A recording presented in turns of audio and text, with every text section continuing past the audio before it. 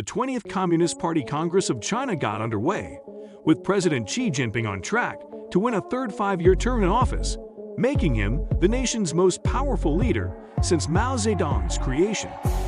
In today's video, we'll talk about China's 20th Party Congress Reshuffle. Stay tuned till the end and find out more. Late in September 2022, President and General Secretary of the Chinese Communist Party, CCP, Xi Jinping prevented a second Twitter coup, reaffirming his position as China's supreme leader for at least 5 years. Who else will join Xi in leading the nation through its most difficult moment in decades is less certain to be part of the 20th Party Congress's new leadership team. Even the norms that guide the process of picking a new leadership lineup are, at best, flexible conventions rather than predictable practices.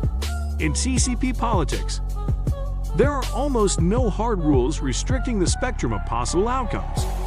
Due to Xi's extraordinary concentration of power, China's already highly opaque political structure has become much more so, and the country's COVID isolation for more than 2.5 years has made it much more difficult to obtain reliable insights. However, there is still a very strong impression that Xi Jinping is in complete control and is at ease with the personnel arrangements for the Party Congress. The most plausible scenarios for personnel change at the highest level of CCP authority and decision-making. The Politburo Standing Committee may be determined if we take that as the starting point, PBSC. Like so many other things in Xi Jinping's political world, there are only two rather simple, possibly virtually equal chances of outcomes. The first scenario, known as a stasis, would result in very little change to the PBSC as long as Xi either strictly abides by the tradition that officials 68 and older must retire or largely abides by it, with the exception of some PBSC incumbents, most likely Premier Li Keqiang, who may step down despite being 67. In the second sweep scenario, Xi might lower the age requirement or openly ignore it, giving PBSC newcomers much more leeway to enter. It is assumed that Xi places a major redesign of the PBSC rather low on his list of priorities for the Congress, resulting in up to 5 of the current 7 members being re-elected for another 5-year term. Since Xi's favored course of action is the present PBSC policy, there is little evidence that the members of the current PBSC have shown any competence or even want to advocate for it. Even with a modest amount of turnover in the PBSC, Xi would still be able to reward his closest supporters with promotions from the entire Politburo. Xi can delay the succession issue until at least 2027, thanks to a largely static PBSC, which helps him maintain his desire to increase his political mystery. A non-Xi-dominated PBSC may herald a return to more practical economic policies, according to expectations held by both local and international markets, which Xi is well aware of. To secure a boost in market confidence and counteract the China is uninvestable story that has dominated international media for the majority of the last year, Xi has incentives to reward those sentiments. The argument for a Xi sweep of the PBSC is predicated on the idea that he considers his non-personnel-related goals for the Congress are already so far along that he has essentially free rein to fill the body with his allies. Such a scenario is in line with Xi's self-perception as a fearless and transformative leader rather than a calculating plotter like his immediate forebears. To keep his lieutenants motivated and obedient, Xi would also be tempted to purge the PBSC without significantly expanding the headroom available to them. Many of his cronies risk missing their final opportunity to get to the top of the party.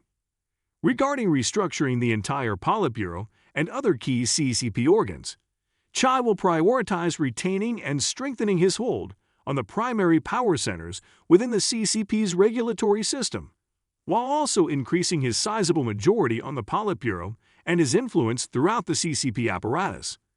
Bringing these institutions even more firmly under Xi's control may be more important given his obsession with a broad interpretation of comprehensive national security. Xi is already subduing the Chinese military, and his loyalists will undoubtedly control the new high command and the senior officer corps representation in the Politburo. During Xi's first decade in power, progress in the regime's security, legal, and intelligence agencies has been patchy. However, he now appears prepared to bring those organizations under control and put his lieutenants in charge of the bureaucracy's oversight mechanism for a net gain on the Politburo. Chai is likely to want to exercise more personal control over the portfolios in charge of party discipline, ideology, and the executive agencies of the Politburo in both the PBSC and the entire Politburo. This would necessitate placing loyalists in positions to succeed his lieutenants, who would fill in for the displaced PBSC members, and retiring or relocating the current PBSC members with those tasks. Along with the General Office, Xi also wishes to have authority over the CCP Secretariat, which oversees party personnel and the Politburo. Xi will have even more opportunities to increase his majority on the entire Politburo by holding the Politburo seats that represent important Chinese city and provincial centers.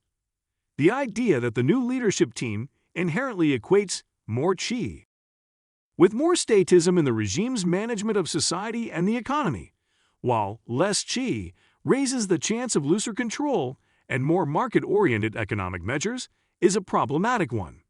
This argument is particularly compelling regarding Xi's associates holding important positions managing China's ailing economy instead of appointing allegedly opposing factional lieutenants. It is envisioned that these fictitious rivals will oppose Xi's socialist tendencies and his neurosis regarding national security and self-sufficiency as the prerequisites for China's economic progress to present more pragmatist and private sector-friendly strategies moving forward. This narrative has a flaw in that it assumes the existence of a viable alternative political faction within the remnant political network of former President Hu Jintao, which is loosely composed of former members of the Communist Youth League, when the overwhelming body of evidence indicates that the organization has effectively disintegrated following a string of setbacks and pogroms that Xi largely directed. The story also implies that this savior premier, most likely current PBSC member Wang Yang or vice premier and Politburo member Hu Chenhua, retains any past pro-market tendencies he may have shown while working under Xi's strict supervision in Beijing for at least the previous 5 years. The idea that the PBSC is no longer as important as it was under previous Chinese leaders could have significant policy repercussions, but it is consistent with Xi's overarching strategy of formal structures being replaced with informal ones and once clear lines of political authority being replaced with dotted ones. It compels observers to face the fact that, in both positive and negative ways, the world hasn't had to deal with a CCP leader with the kind of authority Mao did for decades, and certainly not one who was in charge of a nation that was considerably more significant and strong than it was during Mao's rule. Underscoring this reality is the possibility of market turbulence depending on the leadership election results. Examining the implications of this for policy trajectories following the Party Congress may seem out of place at this time, especially given the suffocating policy inertia that appears to have engulfed the Chinese system in the lead-up to the Party Congress and the profound sense of economic and geopolitical uncertainty. However, failing to do so in an already difficult global context is a surefire way to create unpleasant strategic shocks.